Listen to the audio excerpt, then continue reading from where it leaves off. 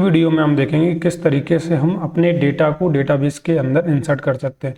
पिछली वीडियो में हमने यहाँ पे डेटाबेस के साथ कनेक्शन बनाया था।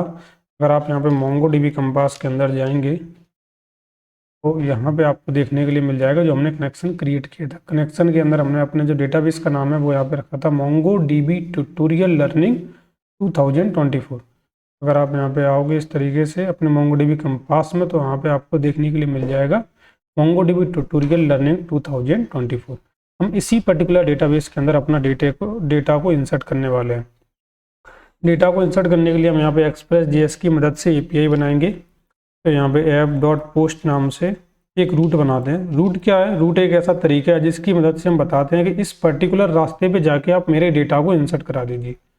यहाँ पे आपको दो वेरिएबल मिलते हैं, रिक्वेस्ट रिस्पॉन्स नाम के। ये रिक्वेस्ट और रिस्पॉन्स नाम के दोनों वेरिएबल क्या करते हैं, जब भी कोई यूजर आपके डेटाबेस में डेटा डालने के लिए रिक्वेस्ट को सेंड करता है तो वो इस REQ नाम के वेरिएबल के अंदर आता है। यहाँ से अगर आपको यूजर को बताना है कि आपका जो डेटा है वो डेटाबेस के अंदर डाला जा चुका है तो आप इस चीज़ की इन्फॉर्मेशन उसे RES नाम के वेरिएबल के माध्यम से बताते हो। तो इस तरीके से हम जो है रिक्वेस्ट और रिस्पॉन्स का यूज करते हैं।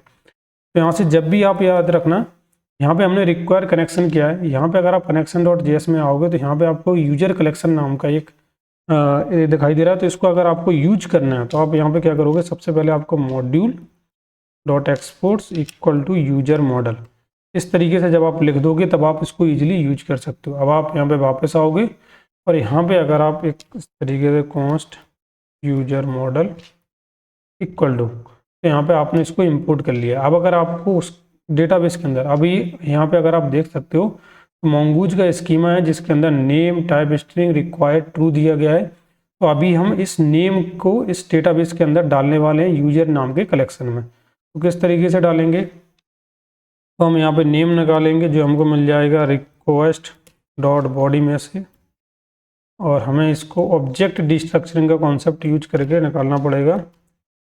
Const data equal to await user model dot create एक ऐसा मेथड होता है जिसकी मदद से हम डेटाबेस के अंदर डेटा डालते हैं।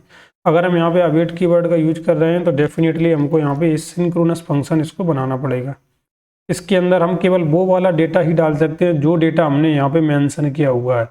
जो डेटा हमने यहाँ पे मेंशन किया हुआ है केवल वो वाला डेटा ही हम यहाँ पे डाल सकते हैं। तो हम यहाँ पे बोलते हैं कि नेम के अंदर मैं डालना चाहता हूँ सागर। अभी आप इस फंक्शन को गौर से देखिएगा कि अगर ये ऐप चलता है तो किस तरीके से चलता है, और अगर रिक्वेस्ट डॉट, अभी आप इस चीज़ को ध्यान से देखिए कि मैंने अगर रिक्वेस्ट डॉट बॉडी को नहीं चलाया तो ये क्या है, आपको रिस्पॉन्स देगा। यहाँ पर रिस्पॉन्स डॉट सेंड नाम का फंक्शन, और इस डेटा को मैं वापस से सेंड करता हूँ। तो अभी आप देखना कि ये चलता है या नहीं। इसके पोस्टमैन से हम टेस्टिंग करते हैं। सबसे पहले हम यहाँ पे आएंगे और इसको नोडमोन इंडेक्स करके रन करते हैं। तो यहाँ पे अपना कंसोल में आना चाहिए server listening on 4000 connection successful. तो हम यहाँ पे एक और नया कलेक्शन बनाएंगे जिसका हम यहाँ पे नाम देंगे मोंगोडीबी ट्यूटोरियल, और इस मोंगोडीबी ट्यूटोरियल के अंदर मैं एक नई रिक्वेस्ट को ऐड करूँगा। ये अपनी गेट रिक्वेस्ट होती है बाय डिफ़ॉल्ट। मैं यहाँ पे HTTP लोकल होस्ट, यहाँ पे अब हमारा जो सर्वर है वो चल रहा है 4000 पे, और हमको जो रूट है वो रूट हमारा रहेगा रजिस्टर।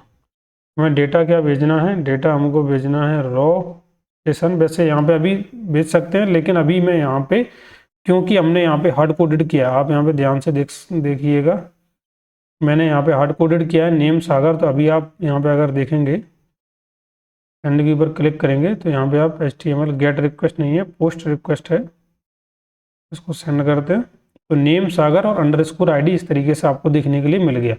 और अगर आप डेटाबेस के अंदर आओगे यहाँ पे आपको केवल रिफ्रेश मारना है इस तरीके से।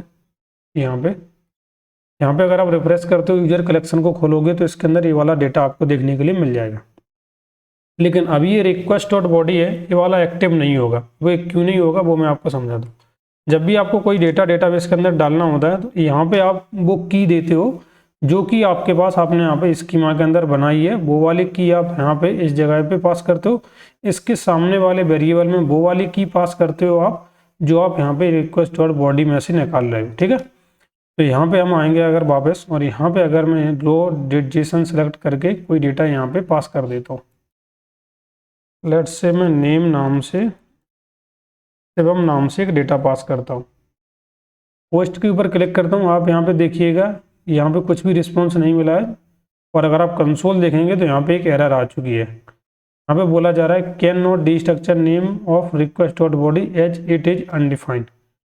यहाँ पे कुछ गड़बड़ की है क्या? नहीं, यहाँ पे हमारा नेम नाम का वेरिएबल सही है, शिवम नाम का ए भी बिल्कुल सही तरीके से काम कर रहा है, लेकिन यहाँ पे रिक्वेस्ट डॉट बॉडी में से इस चीज़ को ये गेट नहीं कर सकता। उसके पीछे रीजन क्या है? इसके पीछे रीजन ये है कि यहाँ पे आपको app dot use express dot JSON नाम का एक फंक्शन कॉल करना पड़ता है, जिसकी मदद से आप ये बताते हो कि हमारा एक्सप्रेस एप्लीकेशन जेसन डेटा को लेने के लिए एक्सेप्ट है। तो इस तरीके से आप यहाँ पे अगर आप वापस आओगे, इसके बाद अगर आप सेंड करोगे तो आप देखो अपनी रिक्वेस्ट गई, वो डेटाबेस के अंदर सेव हुई और डेटाबेस ने उसको एक यूनिक आईडी देके उसको वापस से भेज दिया गया। तो अगर आपको एक एक्सप्रेस एप्लीकेशन को किस तरीके से डेटाबेस के अंदर डालना था, वो अगर आप सीखना चाहते थे तो आप इजीली यहाँ से आज की वीडियो के माध्यम से आप सीख चुके हैं। अगली वीडियो में हम ये देखने वाले हैं कि किस तरीके से हम डेटा को गेट करेंगे डेटाबेस में से।